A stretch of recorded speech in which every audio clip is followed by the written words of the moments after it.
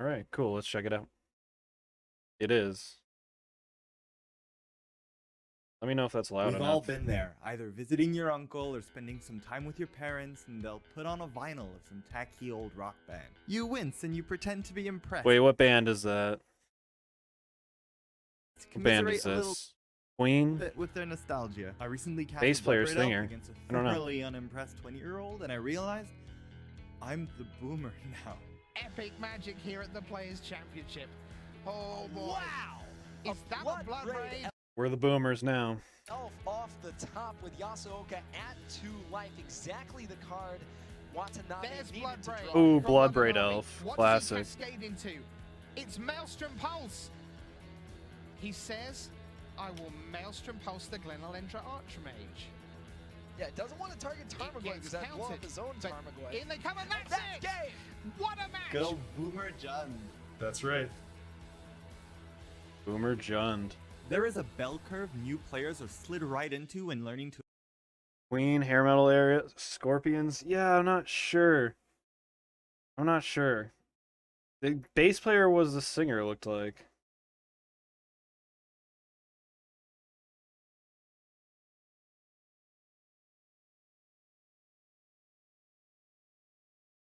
Hold on, I'm trying to do something for you here.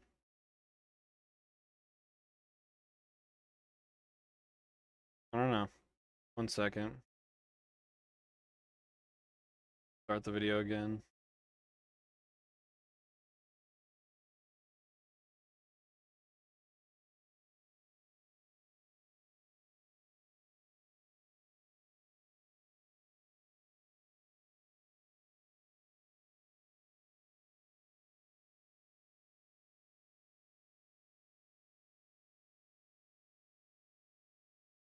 The Luke Man 98.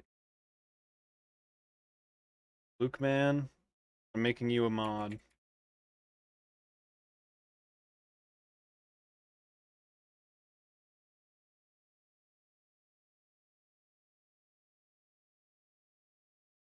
You deserve mod. You've been here long enough in this stream.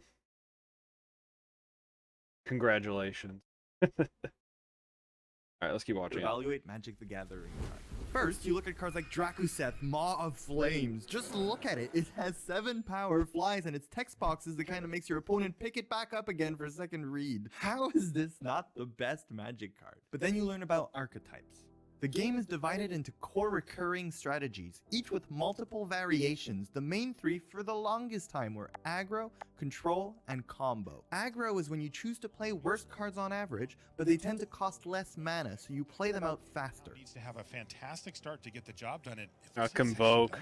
If I play a deck full of Drakuseth and my opponent plays a deck full of Savannah Lions, for example, which is extremely weak in comparison to D-Dog over here, by the time I even drop my 5th land, a deck that is only playing 1 Savannah Lion a turn will have dealt me 20 damage. That's aggro.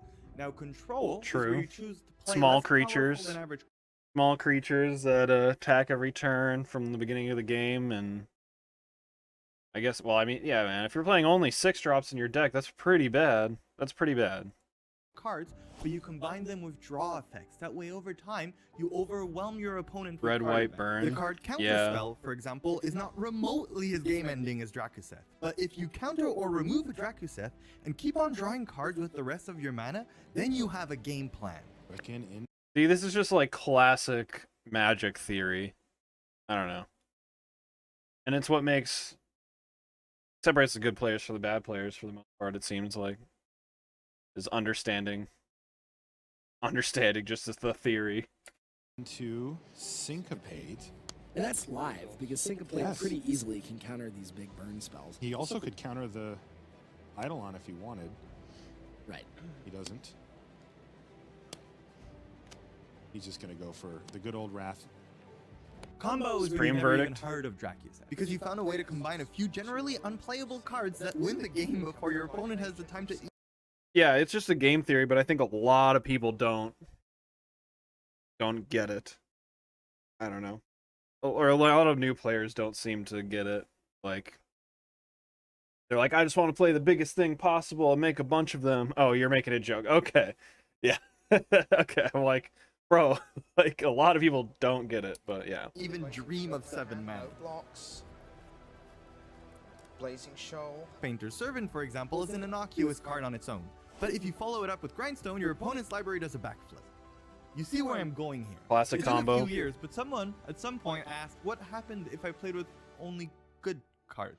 And yes, we're talking about mid-range, the 4th archetype that took its time before being properly discovered by Magic players. And if you enjoy this, please, I love making these deep dive in Magic history videos, but they take me 6 or 7 times longer than all the other videos on the channel, so to help justify them, I beg of you, please be kind and subscribe. Now, the cleanest vessel I'm through which I can subscribed. tell you the story of mid-range is through the story of the Jund deck. which is my favorite Oh, it's Reid Duke. That's Mr. Magic himself. deck, my favorite archetype in Magic. That was Reid Duke. That was Reid Duke. I saw him playing when I went to MagicCon this year. I saw him on the stage. I was like, that's Reid Duke. Making a video about Jund without him would be like making a video about Kung Fu without Jackie Chan. He's a member of the Magic Hall of Fame. I've been on the Pro Tour since 2010, and I've been playing and loving Magic for many, many years and decades, even before that. Played pretty much my whole life. We're going to talk about the days before Jund, and believe it or not, the days before mid-range even in a second. But first, we have to establish what mid-range even means. It's an amorphous blob of a strategy. If you need to get aggressive, it can curve out and attempt to beat down their opponent before they even play out their game plan. But against an aggressive deck, it can also lunge back, take a solid footing, and play defense. You think about a card like Lava Spike or a card like Fire Drinker Satyr. These are great cards. They can be very useful, but you're not going to choose those for your mid-range deck because they're inflexible. If you need to defend yourself, those cards are not going to help you. So instead, you tend to choose individually powerful cards that are useful in a wide range of situations and matchups. Think like Tarmogoyf, Liliana of the Veil, Bloodbraid Elf. These all can contribute to defending you early in the game when you need that, and then they can attack the opponent if the opponent has a slow draw or when you need to actually get the game over with. Well, and that's like, we're seeing so much mid-range these days, I feel like. Like in Historic, like, so much Rakdos mid-range, and same with Explorer, just like, or Pioneer.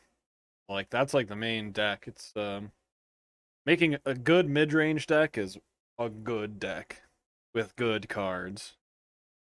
Yeah. And mid-range's signature move, its Hadouken of sorts, is called turning the corner. It's when it Hadouken of sorts. begins the game in defense position, firing off a flurry of removal spells or taking cards out of their opponent's hand to disrupt their game plan, and then boom! You can turn those Tarmogoyfs and those treetop villages sideways and get the game over with. Ooh, in a Collective very, very Brutality is really short good. span of time. This is important because it gives your opponent less wiggle room to draw out of it, fewer draw steps to find what they need. But there was a time before turning the corner. Before you could even have a Linkin Park ringtone on your flip phone. Magic was venturing into uncharted territories, stepping out of A Linkin Park ringtone on your flip phone. This guy's got bars. the darkest winter the game had ever known. It's the summer of 2000. Standard consists of Urza's block, Masks block, and 6th edition. Of course, we could not talk about Magic's history without calling upon Cardmarket's in-house historian and editor-in-chief of Insight, Toby. So the conventional wisdom at the time was that you had 3 archetypes: combo, aggro, and control.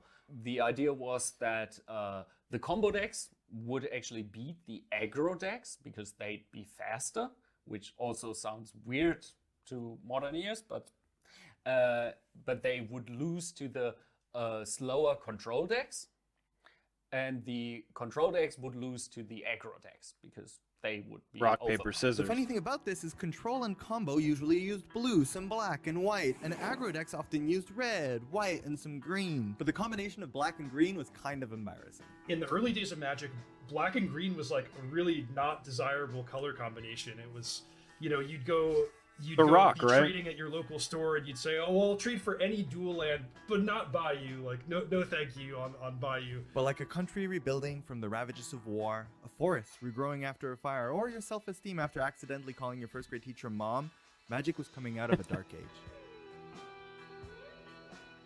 Dude, I have called my teacher mom before. Now that's embarrassing. The Rock's viability in Modern. Yeah. Yeah. Bulgari just doesn't have what it takes right now, but it'll probably get there eventually. Recent Magic players will often Bring be back warned about Bob. the few times in recent years Yes. where the MTG design team flew too close to the sun, where ambitions of luring in players with I fire agree. design, attempting to make every card exciting, caused mass bannings in Standard, or when reducing the mana cost of once great Titans brought upon the Eldrazi winter. Team deck. Whoa, big start here And for holy JC smokes. Chow. He's got 2 Eldrazi mimics on turn 1 off of That's Ayavugan, insane. and that also allows him to play. Or when the first steps into Ayavugan's attempting to nuts. print cards straight into Magic's most powerful formats brought upon the dreaded Hogak summer. Yeah, what mainly stands out is Hogak. It was the most played deck. People were ready for it. Yeah, and still Ayavugan's it reached nuts. a 56.2% match win rate in the modern rounds. So that's pretty high. Maybe Yes. an understatement there. But you'll have to find a gray-haired Dude, Magic I player love before you can Faithless truly Looting. understand Play the it in fear every of format I experimenting can. too far with game And design. historic, The right? So winter that's of cool. 1998 to 1990. You know what I was pissed about? Sorry about about Faithless Looting in Arena is that they originally printed it at a rare, and I crafted 4 rares of that, and now it's a common. 99 is one referred to Screw today that. as Combo Winter was brought about by Urza Block. First with Tolarian Academy, Windfall, Time Dude, Spiral, Tolarian Academy. all cards that ended up on the ban list later. Memory Jar was probably the height of it. In case the name of these cards didn't make your spidey senses tingle, when designing the Urza Saga block, the designers wanted the set to have a solid enchantment theme. But Creative insisted that they go back in time in the story and showcase Urza, the master artificer, as much as possible. Is it a little weird? We made a set mechanically all about enchantments, and you went and focused it on a guy really well known for making artifacts. And they're like, oh, no, not a problem. That's Mark Rosewater, the head designer for Magic the Gathering, on his podcast Drive to Work. He's lamenting how a bit of infighting during the team and last-minute changes led to a combination of fast mana, engines, and card draw that, well, I'll let him tell you what the people at the first Fun stuff. Fun things to do. Combo Winter Pro Tour Rome described the game to be like. There was the early game. That was when you rolled the die and discovered who went first. And you shuffled, and then you rolled the die and discovered who got to go first. Then there was the mid-game. That's where you made mulligans, if you needed to mulligan and, Oh needed to god, I reshuffle see what he's something. describing. And then there was the end game, which was known as Turn 1. And Pro Tour Rome, many, many games would end on the first turn. It was one of the most broken Okay, that's environments, horrible. maybe the most broken Pro Tour environment we've ever had. It was like about a year where Serious Tournament Magic was super dominated by. I was just combo thinking decks. that. It sounds Yeah. exactly like Turns out Yu-Gi-Oh! that Magic is fun, and it's better when you get to play more than one turn of it. They first banned Tolarian Academy, Windfall, and Brain Geyser. Oh wait, Tournament Magic is still on fire? So they banned Dream Halls, Earthcraft, Fluctuator, Lotus Petal, Recurring Nightmare. Alright, so let's see. Cards of these that I've actually played with are Dream Halls, Lotus Petal, Recurring Nightmare, and Time Spiral. I can't really attest to Recurring Nightmare being broken in the decks that I've played it in, though I know it can be easily broken. Lotus Petal's obviously completely busted. And then, yeah, Dream Halls and Time Spiral. Yeah, they're all cube staples. And I mean, I play Time Spiral in my Legacy High Tide deck, and that's always really fun. So, but yeah, and then you just throw them. That's what I love about Cube, is you just throw all these cards in Cube, and boom, boom, boom, we're having a good time. So, And Time Spiral. How is there still fire? For the first time ever, WotC had to go Ooh, against Memory their Jar too, original classic announcement Cube schedule card. and banned Memory Jar retroactively, meaning they would have a banning window after every set release. But after this window was passed in Urza's Legacy, they realized they were going to lose too many players and could not wait till the next set. Yeah, that was the first time Wizards ever emergency banned a card not on the regular schedule. The dust had settled, but now the Magic community was a lot smaller than it had been a year ago. But a bright new sun was shining, and most of the Urzad Menace had been banned, along with the powerful Tempest Scroll cards Rack. rotating out of the format. Standard specifically is obviously only haunted by sets for so long, It's not I that love the cards Scroll were bad. Rack. No, Standard still had some of the remnants of fast mana. but not technically those I kill you in one turn combo decks. You still had Tinker decks with Wildfire and Metalworker. But yeah, all of these decks basically were giants with feet of clay, meaning they could easily be toppled. And in this environment came a deck name that people still use today. The Rock. There it is, The Rock. That's what we were just talking about. All right, I'm ready to hear about The Rock. If you had to draw a genealogical tree to find the two parents of The Rock, it would spread out to 2 decks. First was a deck built by Mike Flores and piloted to the US Nationals win, Napster. Current modern players might find the naming convention familiar, because in the same way there is a scam deck, titled that way because you can scam wins away from your opponents with discard and a few Ragavan hits. This deck was called Napster Because it could just nap wins from people. Nap for those of you who wins. never owned a Walkman, Napster was a file-sharing website where people would upload and download music from. To nap something at the time of the yo-yo and hacky sack combo was synonymous with stealing it. It's funny because now that generation naps a whole lot, but now it's because they're sleepy. The Napster deck would combine discard. That joke? I mean, come on. Come on. We're not that old. We're not that old. We're not that sleepy. Even though I did just take like a 2-hour nap before I was streaming. But you know what? No. Not funny. Not funny. In Duress and Unmask, along with a vampiric tutor package that would allow you to go fetch from an array of one-of hate pieces that had been jammed into the deck, like Stromgald Cabal or Perish. Look at the absolutely egregious text on those cards. Wizards had since stopped printing color hosers, but it's like someone at the time went, wow, Magic is really fun. How do we make it less fun? Oh, you like playing red spells? Let's make you do not that. Back then, a lot of decks had very clear matchups where they were huge favorites or not. Partly that was because of those super powerful sideboard cards. So now we met the Rock. Yeah, that's the Lars Ulrich versus Napster deck. Is you sue Wizards for making broken card. I don't even know. I don't even know what I'm trying to say. But yeah, that shit is messed up. Just suing your own fans for downloading your music. I mean, I don't know. They should have sued I think they did probably sue Napster, but like taking money from your fans that just want to listen to your music, that's pretty dirty.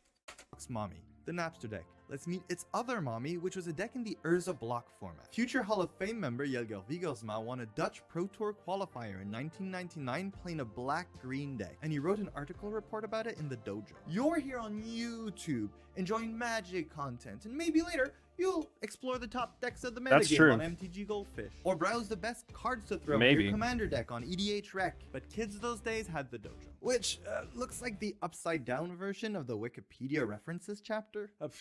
In his report, he claimed that his deck didn't have any bad matchups.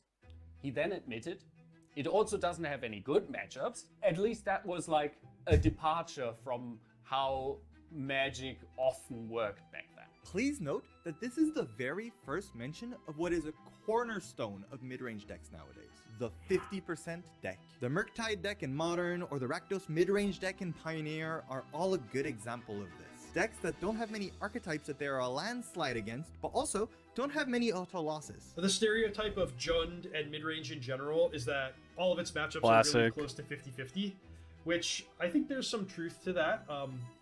It's a feeling that I like as a Magic player, where I can sit down for my match in a tournament and not know who my opponent's going to be or what deck they're going to bring, but I know I'm gonna be. I think that was the one I was at. I'm gonna be ready. Pretty sure that was the Magic Con I was at. In the matchup, and I'm gonna have a fighting chance. But let's go back to Jelgel's deck that had no bad matchups. Oh my god, what? No bad matchups? But no good matchups either. Okay, so the block deck used Deranged Hermit and Phyrexian Plague Lord as the main interesting cornerstone. It had a lot of creatures that produced mana and played Diabolic Servitude to bring back its echo creatures. It's a somewhat slowish creature deck. And the love child of these two archetypes was called the Rock, an archetype that is still played today. Its inception is actually quite well documented, since the Wayback Machine still has the article posted by its creator, Sol Malka, on New Wave Games. The Rock takes the best of both of these decks because it has the Duress and Vampiric Tutor plus hate Oh, package, dude, Raphaelos is so it also broken. has the solid creature in Deranged Hermit and Phyrexian Plague Lord. This deck was special because it could sometimes just beat down like the aggro decks. But it also had the longevity, and it was specifically hard to hate out because it was multicolored and because this just ran good cards. And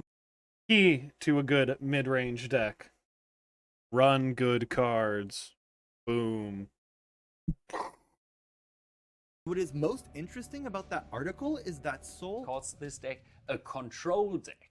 Screw Which synergy. is Yeah, exactly. because Just play the good cards. terminology at the time was you had aggro, control, and combo decks, and mid-range was not on anyone's radar. It was not on anyone's radar. And what's on my radar right now? I need to grab another beer. I'll be right back.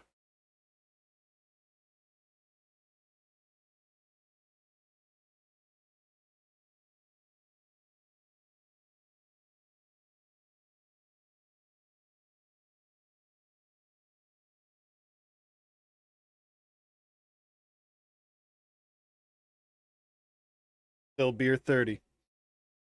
Screw the rules. I have good cards and a wallet. Yes. Yes. I feel like you're not asking this, but I'll answer it anyways. Where are the rocks? Why is this deck called the Rock? The Rock and his millions was what Saul Marker called this deck initially. Only the Rock survived. And the Rock here is not from Rock, Paper, Scissors fame or Quarries. The name? Dwayne The Rock Johnson! I don't watch wrestling, but fun to do that. The Rock and his millions is a reference to pro wrestling's top star, The Rock. The Rock had fans, and I doubt he counted them all, but the name he had for all his fans was his millions. Surprise, the millions of the Rock's fans. So in this deck, Soul called the deranged hermit The Rock, and all the squirrels it created his millions. The That's play funny. For those wondering, is The Undertaker. That is something that I did not know I that. had heard at the time. It's like a kid playing with puppets, and they're like, oh, this one is going to be The Undertaker, this is going to be The Rock, now they kiss. And since then, if you ask Now most they Magic kiss? players that have been playing for a long Dude, I'm pretty sure The Rock and Undertaker never kissed. Never would kiss either. time what The Rock means, they'll say, yeah, black-green mid-range, duh. But like a gerbil wheel, the standard format keeps on rotating. Nowadays, if you want to play your old cards, you have True. formats like Modern or Pioneer, but back then, all you had was Extended. Which was But now we rotate every, what, is it 2 years now in Standard? That's going to be interesting. We're going to see how that goes. the format where old standard staples went to live out their final days. With Extended and the new sets being printed, the deck finally came to the powerful Rock deck. Most people learn to fear now with Pernicious Deed. and Pernicious Spirit. Deed. Unfortunately, that meant that the Plague Lord and Deranged Hermit were gone, because Deranged Hermit isn't very good with Pernicious Deed. And just like that, we lost The Rock and his millions. Well, The Rock is out there still making movies and still has millions of dollars. And this format of the deck stayed True. strong for almost a decade as a solid black-green deck. Choose The Rock not because it suited his personal playing style, but because he just plain thought it was the best deck. It gained Troll Ascetic, Cabal Therapy, and really cemented the mid-range archetype as something that had game against everything, but especially was hard to beat. I also remember a time at my local store where I'd go play Magic every Sunday, and a couple of the best players, they all played Black-Green Rock. And I remember that I would go to the tournament and I would lose to these people playing Black-Green Rock, and I'd be like, man, I'm going to get them next week. I know that they're going to bring Rock again next week, so let me build the best deck against that. And then I'd come with my ideas, you know, maybe it's White Weenie with a bunch of protection from black creatures, and I'd still lose. And then the next week I'd say, oh, I'm going to get him with, you know, blue-white control or something like that. And I'd come and I'd still lose.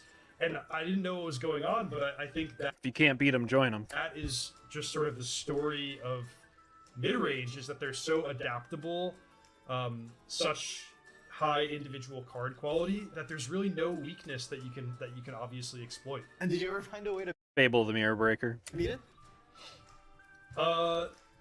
In those days, no. I think it was eventually like, if I can't beat them, join them. I just said that. In 2008, we got Shards of Alara, which gave us names for 3 color combinations. One of them was Jund. Jund is a vicious world Yep. ruled by dragons, where only the strong survive. In. That guy's crazy, dude. 3, I 4, love 5, that 6. guy. Bogomez is at 4 in the Pro Tour San Diego Championship match. No, but that is it. All right, so when you're watching Reid Duke, often, I don't know what I think it's like wife is normally really nearby or somebody, because I always hear laughter in the background of his streams and his videos. Pay close attention when they're interviewing. I heard it already. There's always like a laughter in the background or something. I don't know, just something I noticed. Simon Gertsen is your Protour San Diego Oh, That's our very his own wife teaches. Simon Okay, so Gertrude, that makes being a sense Protour then. with Jund. I didn't know. I was Probably just like, I the always hear Cardmarket laughing in the players. background. The Alara block brought us names for 3 color pairs of cards. Black, red, green had not been much of a thing until then, but Alara Reborn brought us the Cascade mechanic, along with Please Start the Rock Music, Bloodbraid Elf. And that created Oh, a deck yeah. archetype that haunted Standard for Bloodbraid. almost the entirety of its existence. And that was proper mid-range as we know it nowadays. Did everything in my power not to play this deck. Really? But this deck still had the best percentages, I thought, and that's why we ended up playing it. So you wanted to beat this, you wanted to We fight tested something through all just sorts of couldn't. decks against it, and it just, even decks specifically designed to beat this deck just didn't. So Wow. Probably the scariest way this deck could flex was by playing Bloodbraid Elf and hitting a Blightning. It was just Oof. solid creatures, solid removal, all the best cards, a lot of land. The Jund deck in Standard at the time actually ran 27 lands. and that is 27? because all the cards were 27, not too many lands? That seems like a lot of lands for a mid-range deck. Well, I guess if you have value lands in there too, but I don't know. bangers. Like you had Bloodbraid Elf, Putrid Leech was amazing, Sprouting Thrynax, Siege Gang Commander, Broodmate, Dragon, all of these. This deck was the epitome of the boogeyman. It put 6 copies into the top 8 of Worlds in 2009, and then 3 copies into the top 8 of the Standard Pro Tour that year. Youths playing Arena on their phones could shrug at Bloodbraid Elf, but this deck Utterly dominated that season. Jund was on the map, but Oh, we just got Bloodbraid Elf in Arena, didn't we? I'm gonna have to craft some of those. big and creepy, like how they used to draw giant sea monsters on old navigation graphs for some reason. The famous Jund Pro Tour. Yeah, we that did. had a bunch of cool That's moments. cool. It was Kyle Bogamus versus Craig Wesco played a They're very going into famous my match Jund where deck. Craig Wesco had Literally, I have a white Boomer green Jund with deck. a It's bunch fun. of creatures that had protection from black and protection from red, and so Kyle Bogamus sideboarded out all of his black and red creatures and brought in just these whatever he could get his hands on in terms of crummy green creatures, like Great Sable Stag, normally a sideboard card against fairies or blue and black, but he just brought it in against White Weenie because hey, this is a 3-mana 3/3 and it can block Craig's 2-mana 2/2s, and that was how he eventually became the Jund player who defeated Craig Wesco, was by employing that strategy. So Kyle and Simon met in the finals. They had this great match, and it was Simon Gertzen winning the Pro Tour and putting White Jund on the Weenie. map forever. And then in 2011, Extended got scrapped and replaced by Modern, a new non-rotating format. It's amazing. Here it comes, Modern baby, Modern Jund. We started off with 5 rounds of the brand new Modern format, and we had only the Magic Online daily event results to base our assumptions about the metagame. A bright-eyed up-and-comer, Reid Duke, won a Reid Duke! something player sealed event, which qualified him for The the boy. Mods and the World Championships in 2011. And what a weird tournament that was, because you had the World Championship, and right next to it, you had the Magic Online Championship Showcase. Normally, playing in just the World Championship alone is exhausting, but he would play those matches. And when that was over, I would, put my deck away, walk over to the corner of the room, which had a ring of computers, and I would sit down to play 4 more matches online on Magic Online for the championship series. Dang, Magic Online This looked mod different also back had then. a surprising twist. Although Reid played Naya Zoo, which was considered to be the strongest deck at the time, in the Swiss rounds, in the finals, the players not only knew who they were playing against, but got the opportunity to switch to a new deck. So I was going up against a player named Florian Pills, and I knew that Florian liked Zoo, he liked Storm, and he liked Affinity. So I was like, let me look for a deck that has strong game against all of those. Luckily for Reid, his friend Tommy Ashton had been playing in Worlds with a deck that was going surprisingly well. Already at the Worlds in 2011, on the Modern day, 3 players went 5-1 with decks that look very much like what we know from the golden age of Modern Jund. This deck was great at taking out creatures. With Punishing Fire, Lightning Bolt, and the new exciting Liliana of the Veil that had just been printed, Lily. allowing you to take it down and take out a Tarmogoyf. The deck I mean, all these cards are just so, like, lovable for some reason. Maybe they're just, I don't know. They're all just cool cards. Punishing Fire. Yeah, bring it back. Bring it back. even had Thoughtseize in the main against Storm. So that's what I chose for the finals of the mocks. Sure enough, Florian brought Zoo, and I was able to defeat him and win my first ever big tournament. 3-2, and that is it. Congratulations. Wow, Magic Online looked like garbage. Wow.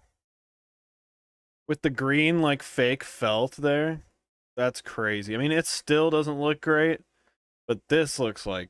Look at how, like, the letters go over the lines of the cards and stuff. The cards don't even... Like, now when you play Magic Online, the cards actually look kind of real. They don't look like this. That's... Wow, I have not really seen that. That's crazy.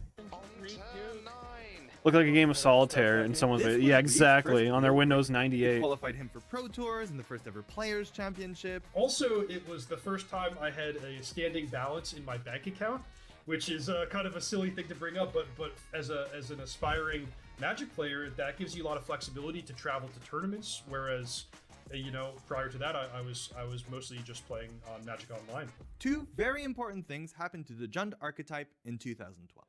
Thing number one is that Reid got more money to go to more tournaments. Thing number two was a printing of Deathrite Shaman in return for Ravnica. But let's start with Reid. Duke playing Jund. For a period of time, Reid Duke was associated with Jund, and everything he said about it became law. Reid Duke on Jund, he is one of the players associated with the archetype. Congratulations. Thank you. Thanks very much. This wonderful trophy is now yours. If I had to choose one deck that was my favorite of all time, it was the old standard Jund deck around 2013. You had Huntmaster of the Fells, you had Thragtusk, you had Bonfire. Thraggy. It was awesome. This was a time when the most played deck in Modern was Jund, and the most played deck in Standard was Jund. And they weren't even playing the same cards. But I remember that I played this deck in every tournament for you know, over a year. Even events when everyone knew I was gonna play it, like when I went to defend my title at the Magic Online Championship, I played Jund. Everyone knew I was going to play Jund. At the World Championships in 2013, I played Jund. Everyone knew I was going to play Jund. But it's something that you don't have to be afraid of, because if you're playing Affinity or Storm combo, you have to worry about your opponents putting 8 sideboard cards, you know, in their deck to hate you out. But there's just nothing that you can really do if you know someone's going to play a well-rounded mid-range deck. Yes, the deck in Modern and in Standard both playing Stomping Ground and Overgrown Tomb. But whilst the Modern deck leaned heavily on the old Alara cards, the Standard version got to play a color-hungry diversity of cards, all leading on the card Farseek. As this card just says that you can get Plains, Island, Mountain, or Swamp, it allowed you to get dual lands, meaning that if you'd cast a Farseek on turn 2, not only did you Farseek underrated. Change my mind. tap with 4 lands on your turn 3, but you usually had all your colors. And with all that mana, you could cast big spells like Rakdos' Return, Bonfire of the Dam, or you could just change some back-to-back Thragtusks. I don't think I stopped playing Jund until the cards just were no longer legal in Standard. The quintessential boomer. Talk to me about how good Liliana of the Veil was. Now, this is not a card I think that was on a lot of people's radar as the best card in the format. I think you've got to respect the Liliana. Go Boomer Jund. That's right. But I did say that 2 very important things happened for Jund in 2012. The first one was Reid Duke. Yay, Reid Duke! And the second one, the one that skyrocketed Jund into superstardom, that caused its meteoric rise and its eventual demise, is that in 2012 we got Deathrite Shaman. When Deathrite Shaman was first printed, I remember thinking, this card is pretty interesting. It's probably strong in the older formats alongside fetched lands. Turns out it's OP. I think for this Pro Tour we had like a couple of teammates play Jund, and they had, you know, 2 Deathrite Shamans in their deck. But I did not realize quite how strong it was, and the printing of Deathrite Shaman should have made me change archetypes. It should have made me throw my Storm or my Affinity deck out the window and say, alright, I'm gonna play Jund because this card is just so good. What people sleeving up Deathrite Shaman quickly realized is that it had way more versatility than originally met the eye. The fact that it had 2 toughness, for example, meant that it could act as a decent blocker against 1 Mini Planeswalker. power creatures. The mana ability was not only ramp, but also fixed your colors, as it could tap for any of them. And the other 2 abilities not only closed games against opponents or gained you time against aggro decks, Also completely blocked your opponents from playing graveyard strategies. It did so much that people started referring to it as the 1-mana Planeswalker. Yep. The power it added to the deck was clearly highlighted in Yuya Watanabe's second place deck list in Pro Tour Return to Ravnica, where you had Deathrite Shaman and Bloodbraid Elf. And the main act was of course supported by Dark Confident, Lightning Bolt, Thoughtseize, I mean, Arangoy. And this let's just look at all those cards right there. We have 2 great 2-drops and 2 great 1-drops. They're just good cards. There's not synergy between the cards necessarily, but they're just good. I guess Thoughtseize and Tarmogoyf is a synergy, right? So there's that, but other than that, I mean, it's just good cards. This is the real famous Jund deck that dominated Modern for a stretch of time. And you'd go to tournaments and it was like, well, I know everyone's going to play Jund, but what can I do? And the only thing we could do was call for a ban. And the powers that be saw the lynch mob outside and realized it's finally time to answer the prayers of the players. So they went ahead and did the thing. And they banned Bloodbraid Elf. Which sounds like an interesting decision. And this was interesting because Bloodbraid Elf was one of the most iconic cards in Jund. But I think the reality was that Bloodbraid was not the best card in Jund. Later that year, Grand Prix Detroit, a 1,500-player Modern event, was won by Birthing Pod. Then in second place we had Jund. In third place we had Jund. In fourth place we had Jund. In fifth place we had Jund. No. In sixth place we had Affinity. Oh, there we go. There we go. And eighth place we had The Rock. In class, now, if you've been paying attention, you know what The Rock means. There's a lot of Jund, not gonna lie. Black-green mid-range. Or, in simpler terms, Jund without Bloodbraid Elf. I made it to the finals of Grand Prix Detroit in 2013. This was a top 8 that had basically 6 or 7 black-green mid-range decks. Many people said that cutting Bloodbraid Elf actually made the deck better. People were still playing the 4-mana Elf because it was a classic. But reducing the 4-mana cards in the Jund deck meant people played cheaper cards, allowing the deck to be more sleek and have more consistent opening hands. The deck just really kept winning everything. Until they really decided to drop the hammer and banned Deathrite Shaman in addition to Bloodbraid Elf. In 2014, Deathrite Shaman There was we go. asked to leave the island. And in 2018 they reversed course on Bloodbraid Elf and brought Bloodbraid Elf back to Modern. And turns out Bloodbraid Elf Lingering not Souls, as yeah. much of a problem. It True, really was true. Just Jund was I mean, no that's longer also one of the just a big really players good of card, the though. format. Now only played for the nostalgia Just of its a- former glory. New just a players good came to the game card, and started like- calling it Boomer Jund. It's basically old Boomer Jund. I am playing Boomer Jund today. It only became the diehard players like me who kept fighting the good fight with this sort of underpowered version of Jund. Yeah, when's the last time you registered a Jund deck in Modern? Well, I was playing Jund 45 minutes ago, right before we got He loves Jund. This man loves Player Jund. turning Tarmogoyf sideways and taking up Lilianas at Modern events with pouches under their eyes. But they're not doing it for the cash prizes. They're casting that Bloodbraid Elf to feel young again. But the concept of the deck could still come back.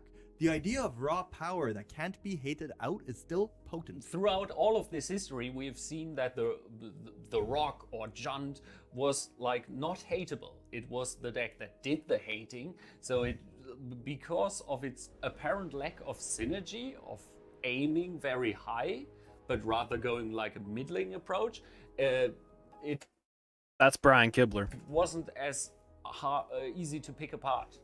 Like some other decks, you could pick apart if you removed some key piece, but this wasn't going so much for synergy than just card quality. So in a Magic format, if you have to have a best deck, a sort of green-based mid-range creature deck is not a bad best deck to have, because at least the games are interesting. You get to attack and block. Everyone feels like they got to play in every game. As opposed to like a really fast combo deck that kills you on the second turn, or a blue deck that counters every single one of your spells. A green mid-range deck like Jund might be really Just solid Magic the Gathering. good, and it might win more than its fair share, but it still makes for, it's still Magic. You still get to play the games. I, for one, Misjudge. Cards that trade 1-for-1 with your opponent's creatures, every top deck mattering. It's the boogeyman that you always felt you could conquer. I mean, you lost to it, but at least you had put up a good fight. I'll remind you one last time to subscribe, partially because of YouTube growth, but mostly because I love doing these deep dives and discovering the history of Jund, and hopefully this video gets enough traction that I get to do it again. And for today, Hell yeah. for the Let's good old toss days, a let's like on boot that up one. Magic Online, join a league, and let's take up Liliana, take damage from our Dark Confident, and play like it's 2011 and we don't have to go to work tomorrow. Boom. Hey, I don't have to go to work tomorrow.